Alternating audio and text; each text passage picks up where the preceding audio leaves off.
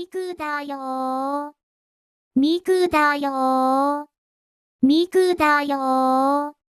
ミクだよ。Every Miku's canon is probably a statement you heard of before if you're part of the Vocaloid community. She could be you, she could be me, she could be anyone. She could even be a turtle. And that's what this video is about.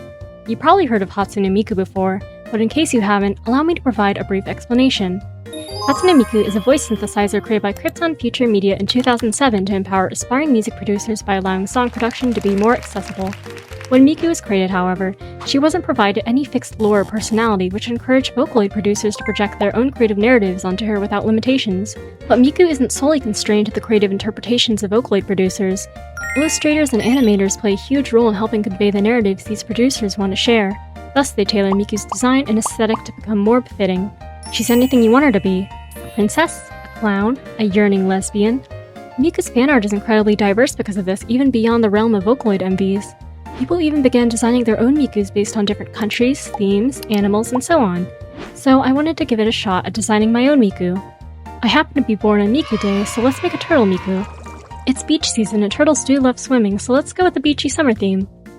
I was referencing off my own VTuber model and somehow wanted to incorporate my shell hat into her design. A sun hat would make sense in this context, and I wanted to mimic its silhouette, so the brim will be the shell and the crown is just a turtle sitting on top of it.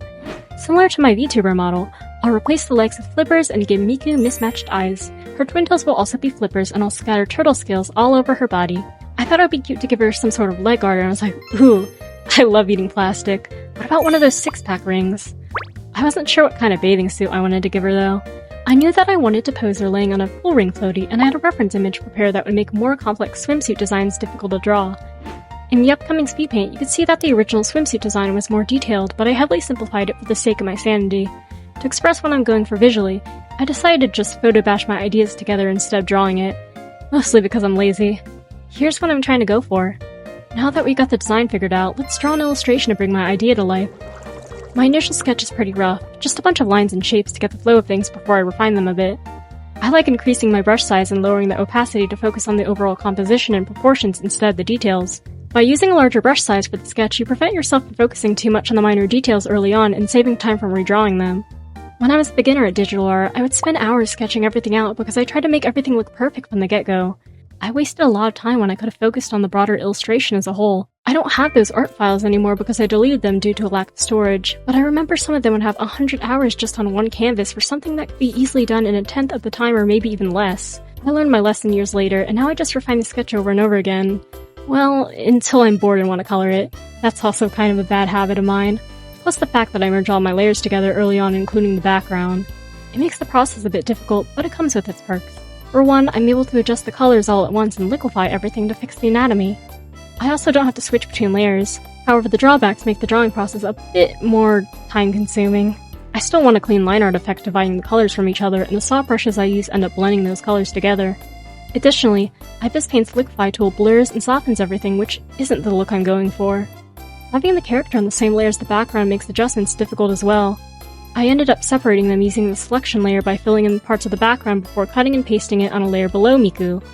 I think I need to train myself to withstand the boredom that enables me to refuse line art and merge everything together.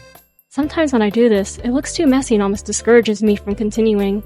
But for Miku, we persevere. My favorite part was rendering the turtle and her shell hat brim. Partially because I'm biased, but I really love any opportunity to take advantage of my textured brushes. Creating the texture on the flippers was also fun. I created a new layer on top, filled it with a lighter color, and used the eraser to carve out the shapes.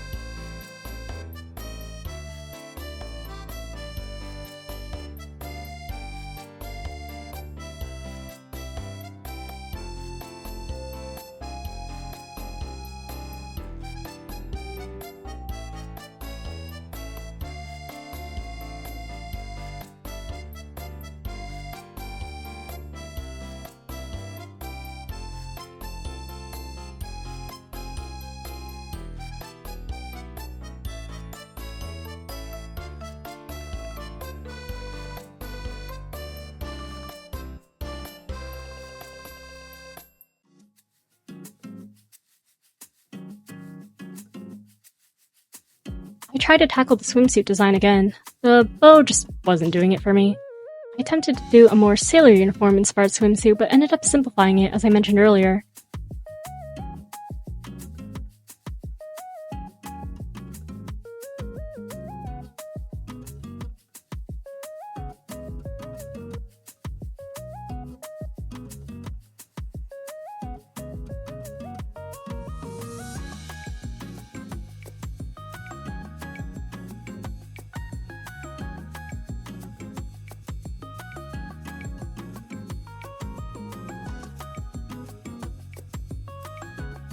Now I alter the background and do a bit more finishing touches.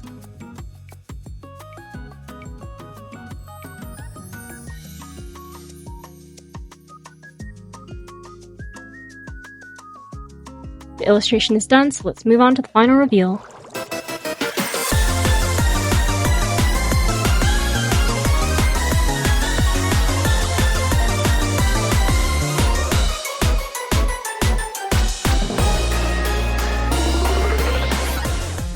I've been thinking about designing Turtle Miku for a while. I hope that y'all could still tell this is Miku, though.